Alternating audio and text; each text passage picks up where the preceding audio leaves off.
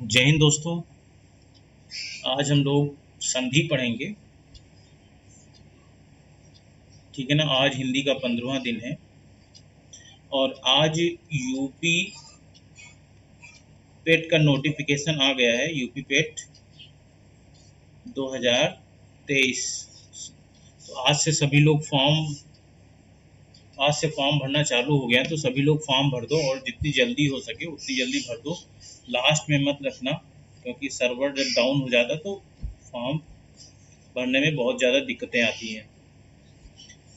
ठीक है। तो आज हम लोग संधि पढ़ेंगे। जो यूपी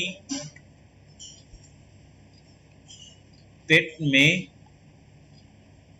हिंदी के सिलेबस में पहला चैप्टर है संधि। ठीक है ना। सिलेबस उसमें दिया गया है, तो उसका हिंदी का पहला ये चैप्टर है। ठीक है ना। तो आज हम लोग संधि को बहुत अच्छे से समझते हैं। आज टाइप करके ना लाके, बल्कि मैं पढ़ाने की कोशिश करूँगा। देखो संधि, ठीक है ना। संधि समझने से पहले हम लोग कुछ समझते हैं कि शब्द संरचना इकाई क्या क्या होती है। ठीक है ना। ठीक है। जैसे शब्द संरचना की इकाई, ठीक है ना। शब्द संरचना की इकाई कौन कौन सी होती हैं? 4 प्रकार की होती हैं। कौन कौन सा होता है? पहला संधि, दूसरा क्या होता है? दूसरा होता है समास। ठीक है ना। और तीसरा जो होता है वो होता है उपसर्ग, और चौथा होता है प्रत्यय। जो शब्द संरचना, जिससे शब्द की संरचना होती है, वो इन 4 इकाइयों से होता है। संधि, समास, ठीक है ना, उपसर्ग, प्रत्यय। तो इसमें आज हम लोग क्या पढ़ेंगे? संधि पढ़ेंगे। संधि के बाद समास पढ़ेंगे, समास के बाद उपसर्ग पढ़ेंगे, उपसर्ग के बाद प्रत्यय पढ़ेंगे। और ये तीनों पेट, ठीक है ना, तीनों पेट का सिलेबस में है। ठीक है ना। तीनों पेट के सिलेबस में है। ठीक है ना। तो हम लोग कंटिन्यू करते हैं। आज हम लोग क्या पढ़ेंगे? संधि पढ़ेंगे। ठीक है ना। संधि के बारे में समझते हैं। देखो संधि,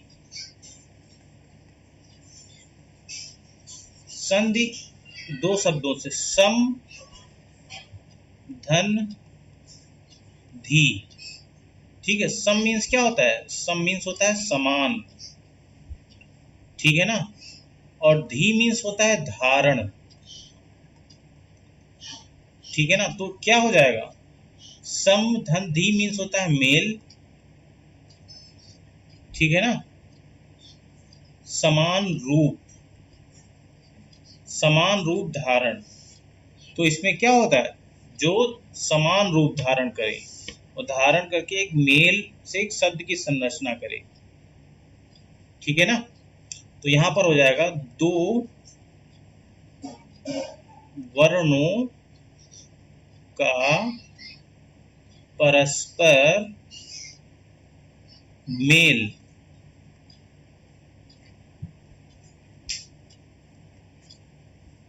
संधि कहलाता है।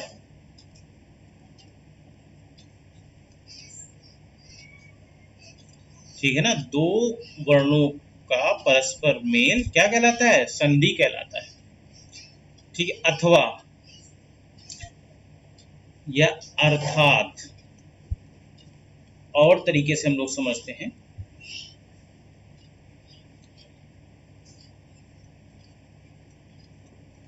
प्रथम शब्द का अंतिम वर्ण, प्रथम शब्द का अंतिम वर्ण और दूसरे शब्द का प्रथम वर्ण मिलकर उच्चारण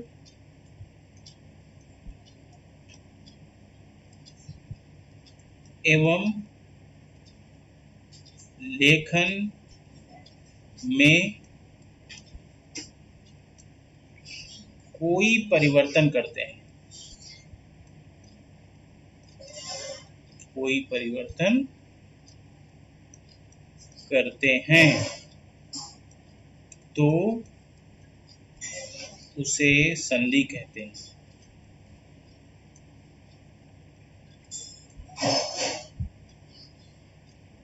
ये चीज समझ में आई? ठीक है। प्रथम शब्द का अंतिम वर्ण और दूसरे शब्द का प्रथम वर्ण मिलकर उच्चारण और लेखन में कोई परिवर्तन करते हैं तो उसे संधि कहते हैं। जैसे एग्जाम्पल अभी हम लोग हल करेंगे। जैसे देखिए, मत धन अनुसार, इसमें देखिए प्रथम शब्द का अंतिम वर्ण ये है और दूसरे शब्द का प्रथम वर्ण क्या है, ये है। ठीक है ना। अब इसमें क्या है ना कि हम इसमें दो होते हैं, जैसे ता प्लस छोटा आ ये है और इसमें छोटा, तो ये आ और ये आ मिलके क्या हो जाएगा, बड़ा आ हो जाएगा। ठीक है ना। तो यही यहाँ बताया गया कि प्रथम शब्द का अंतिम वर्ण छोटा आ और दूसरे शब्द का प्रथम वर्ण छोटा आ उच्चारण और लेखन में कोई परिवर्तन करते हैं तो उन्हें संधि कहते हैं। तो इन्होंने ये दो शब्द क्या परिवर्तन लाएंगे, यहाँ पर हो जाएगा मतानुसार। ठीक है ना। यहाँ पर छोटा आ मिलकर क्या हो गया, बड़ा आ हो गया, तो यहाँ पर क्या हो जाएगा, मतानुसार हो जाएगा। तो इस परिभाषा का ये मतलब हुआ कि प्रथम शब्द का अंतिम वर्ण और दूसरे शब्द का प्रथम वर्ण मिलकर उच्चारण एवं लेखन में कोई परिवर्तन करते हैं तो उसे क्या कहते हैं, संधि कहते हैं। ठीक है ना। अब नेक्स्ट और एक उदाहरण हम लोग देख लेते हैं। जैसे अभय धन आरण्य। ठीक है। देखो इसमें क्या है, या प्लस आ है और ये आ है, ये दोनों मिलके हो जाएंगे बड़ा आ। तो यहाँ पर क्या हो जाएगा, अभयारण्य।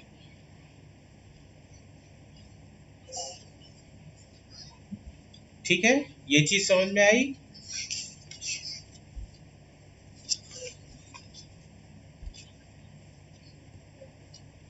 नेक्स्ट देखिए, राम धन ईश्वर। तो यहाँ पर क्या है, यहाँ पर माँ के साथ हलंत प्लस आ छुपा हुआ है, तो यहाँ पर बड़ी ई है। ठीक है ना। तो ये दोनों मिलकर बनते हैं ए, तो यहाँ पर क्या हो जाएगा, रामेश्वर। तो प्रथम शब्द का अंतिम वर्ण और द्वितीय शब्द का प्रथम वर्ण जब मिलकर कोई नए शब्द की संरचना करते हैं या कोई बदलाव लाते हैं तो वो क्या कहलाता है, संधि कहलाता है। जैसे इसमें देखिए, जगत धन जननी। ठीक है ना। अब जैसे ये ता जो है जब हलंत में होता है तो ये क्या बन जाता है, जा, आधा जा बनेगा। ठीक है ना। तो यहाँ पर क्या हो जाएगा, जग जननी।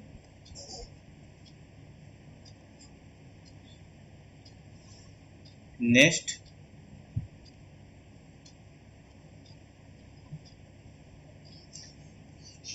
आसी है धन वचन। अब जो ये अनुस्वर लगा होता है यहाँ पर ये रा हो जाता है। ठीक है ना। तो अब ये क्या हो जाएगा, आशीर्वाद, आशीर्वचन, आशीर्वचन हो जाएगा। ठीक है, देखो संधि समझ में आ गया। अब हम लोग पढ़ लेते हैं संयोग। संधि और संयोग में क्या अंतर है ये जरूर जानना है। संयोग, ठीक है ना। इसमें क्या होता है, जैसे प्रथम शब्द का अंतिम वर्ण, प्रथम शब्द का अंतिम वर्ण और दूसरे शब्द का प्रथम वर्ण मिलकर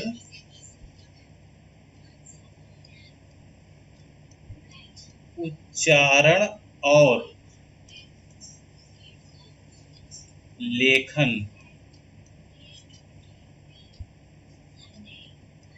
में कोई परिवर्तन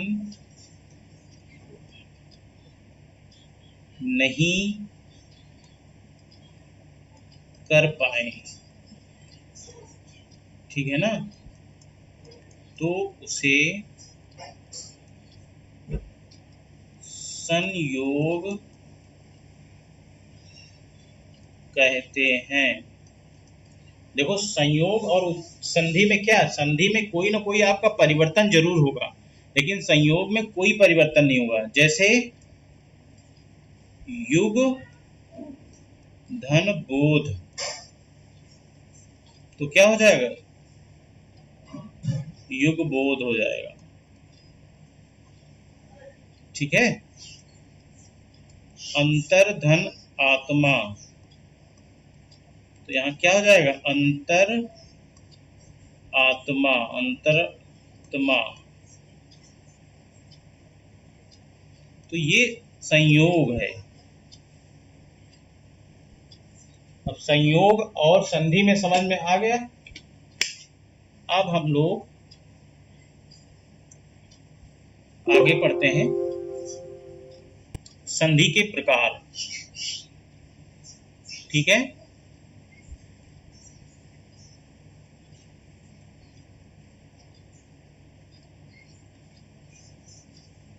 संधि के प्रकार, संधि के कितने प्रकार होते हैं, 3 प्रकार होते हैं। कौन कौन से होते हैं, पहला होता है स्वर संधि,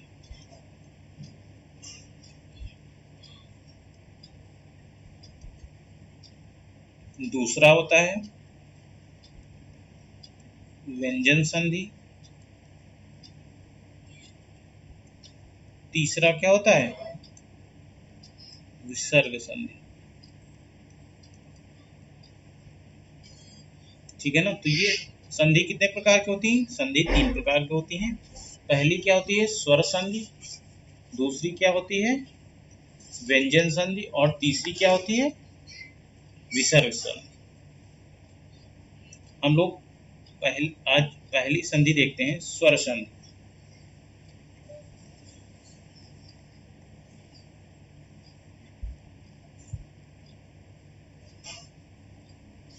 स्वर संधि, स्वर धन स्वर, सबसे कीवर्ड यही है कि दोनों, प्रथम का आखिरी और द्वितीय का पहला, ठीक है ना, दोनों स्वर होंगे, ठीक है ना। इसको परिभाषा में हम लोग कैसे लिखेंगे, इसको परिभाषा में लिखेंगे,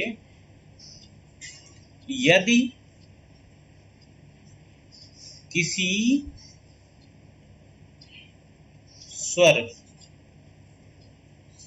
के बाद स्वर ही आ जाए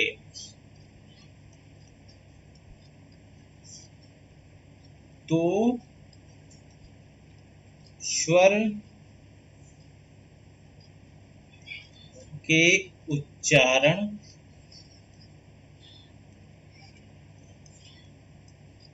और लेखन में जो विकार अथवा परिवर्तन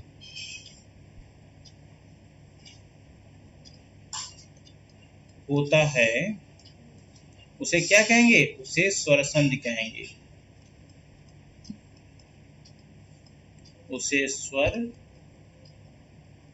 संधि कहते हैं। ठीक है ना। यदि किसी स्वर के बाद स्वर ही आ जाए तो स्वर के उच्चारण और लेखन में जो विकार अथवा परिवर्तन होता है उसे स्वर संधि कहते हैं। ठीक है। अब हम लोग इसमें देखते हैं, जैसे कुछ एग्जाम्पल देख लेते हैं। जैसे कीट धन अणु। ठीक है ना। इसमें देखो क्या है, इसमें टा के साथ हलंत करेंगे, छोटा आ जुड़ा हुआ और ये छोटा आ, तो ये दोनों मिलके क्या हो जाएंगे? बड़ा आ हो जाएगा। तो क्या हो जाएगा? ये हो जाएगा कीटाणु। ठीक है। दूसरा देखिए, नयन धन अभिराम। देखो यहाँ पर ना हलंत प्लस छोटा आ छुपा हुआ है, यहाँ पर भी छोटा आ छुपा हुआ है, ये दोनों का मेल होगा तो बड़ा आ बन जाएगा। ठीक है ना। तो यहाँ पर क्या हो जाएगा? यहाँ पर हो जाएगा नयना भी राम। ठीक है। हरिधन ईश। यहाँ पर क्या है? छोटी ई है प्लस यहाँ पर बड़ी ई है, बराबर क्या हो, इन दोनों को मिलके बड़ी ई हो जाएगा। तो ये क्या हो जाएगा? हरीश। तो ये हमारे क्या है? स्वर संधि के उदाहरण है।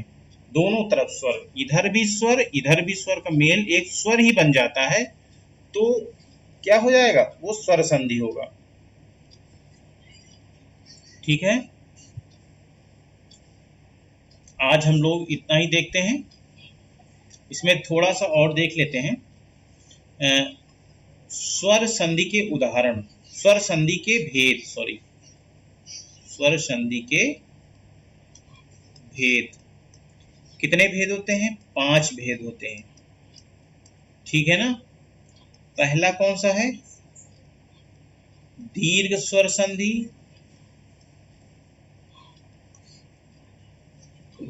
ठीक है। दूसरा कौन सा है? गुण स्वर संधि।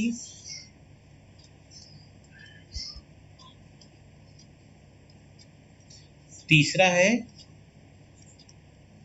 वृद्धि स्वर संधि। चौथा कौन सा है? यण स्वर संधि। और पांचवा कौन सा है? अयादि स्वर संधि। ये स्वर संधि के 5 भेद होते हैं। ठीक है ना। दीर्घ स्वर संधि, गुण स्वर संधि, वृद्धि स्वर संधि और यण स्वर संधि तथा अयादि स्वर संधि। ठीक है। अब हम लोग क्या करेंगे, नेक्स्ट क्लास में दीर्घ स्वर संधि से शुरुआत करेंगे। ठीक है ना। ये आप लोग पढ़िएगा। जहां नहीं समझ में आएगा कमेंट करके जरूर बताइएगा, मैं दोबारा फिर से समझा दूंगा। ठीक है ना। मिलते हैं दोस्तों नेक्स्ट क्लास में। जय हिंद।